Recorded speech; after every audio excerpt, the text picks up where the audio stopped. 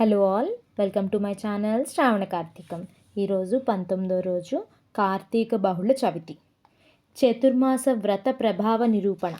ఈ విధముగా నైమిసారణ్యమందున్న మహామునులందరూ కలిసి చిదానందుని స్తోత్రము చేసిన పిమ్మట జ్ఞానసిద్ధుడను ఒక మహాయోగి, ఓ దీనబాంధవ, వేదవేద్యుడనని, వేదవ్యాసుడవని, అద్వితీయుడవని, సూర్యచంద్రులే నేత్రములుగా కలవాడవని, సర్వాంతర్యామి అని, బ్రహ్మరుద్ర దేవేంద్రాదులచే సర్వదా పూజించువాడవని, నిత్యుడవని, నిరాకారుడవని సర్వజనులచే స్తుతింపబడుచున్న ఓ మాధవ, నీకివే మా హృదయపూర్వక నమస్కారములు. సకల ప్రాణకోటికి ఆధారభూతుడవగు ఓ నందనందన, మా స్వాగతమును స్వీకరింపుము. నీ దర్శన భాగ్యము వలన మేము, మా ఆశ్రమములు, మా నివాస స్థలములు అన్నీ పవిత్రములైనవి. ఓ దయామయ, మేమీ సంసార బంధము నుండి బయటపడలేకుంటిమి, మమ్ముద్ధరింపుము. మానవుడెన్ని పురాణములు చదివినా, ఎన్ని శాస్త్రములు విన్నా నీ దివ్య దర్శనము పడయజాలడు. ఓ గజేంద్ర రక్షక, ఉపేంద్ర, శ్రీధర, ఋషికేశ, నన్ను కాపాడుము అని మైమర్చి స్తోత్రం చేయగా శ్రీహరి చిరునవ్వు నవ్వి, జ్ఞానసిద్ధ, నీ స్తోత్ర వచనములకు నేనెంతయో సంతసించితిని. నీకిష్టమొచ్చిన వరమును కోరుకొనము అని పలికెను. అంత జ్ఞానసిద్ధుడు, ప్రద్యుమ్న, నేనీ సంసార సాగరము నుండి విముక్తుడును కాలేక శ్లేష్మమున పడిన ఈగవలె కొట్టుకొనుచున్నాను కనుక నీ పాదపద్మములపై నా ధ్యానం ఉండునటుల అనుగ్రహింపుము. మరేదియూ నాకు అక్కర్లేదని వేడుకొనెను. అంత శ్రీమన్నారాయణుడు, ఓ జ్ఞానసిద్ధ, నీ కోరిక ప్రకారం అటులనే వరమిచ్చితిని. అదియునుగాక మరొక వరము కూడా కోరుకొనుము, ఇచ్చెదను. ఈ లోకమందు అనేక మంది దురాచారులై, బుద్ధిహీనులై అనేక పాపకార్యాలు చేయుచున్నారు.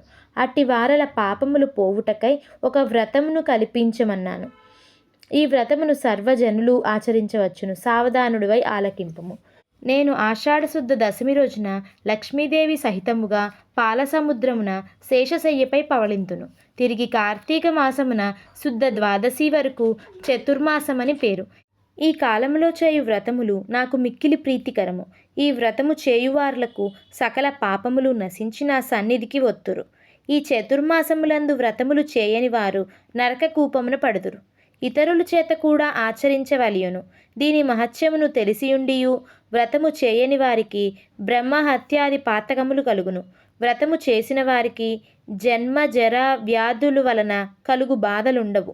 దీనికి నియమితముగా ఆషాఢశుద్ధ దశమి మొదలు శాకములను, శ్రావణశుద్ధ దశమి మొదలు పెరుగును, భాద్రపద శుద్ధ దశమి మొదలు పాలును, ఆశ్వీజ శుద్ధ దశమి మొదలు పప్పు దినుసులను విసర్జించవలేను. నా యందు భక్తి గల వారిని పరీక్షించుటకే నేనిట్లు నిద్రావ్యాజమున శయనింతును. ఇప్పుడు నీ ఒసంగిన స్తోత్రమును త్రిసంధ్యల యందు భక్తి శ్రద్ధలతో పఠించిన వారు నా సన్నిధికి నిశ్చయముగా ఒత్తురు అని శ్రీమన్నారాయణుడు మునులకు బోధించి శ్రీ మహాలక్ష్మితో కూడి పాల సముద్రమునకేగి శేషపానుపై పవళించెను. వశిష్ఠుడు జనక మహారాజుతో, రాజా, ఈ విధముగా విష్ణుమూర్తి జ్ఞానసిద్ధి మొదలగు మునులకు చతుర్మాస వ్రతమహత్యమును ఉపదేశించెను. ఈ వృత్తాంతమును ఆంగీరసుడు ధనలోభునకు తెలియజేసెను. నేను నీకు వివరించితినగాన ఈ వ్రతము ఆచరించుటకు స్త్రీ పురుష భేదము లేదు, అన్ని జాతుల వారును చేయవచ్చును.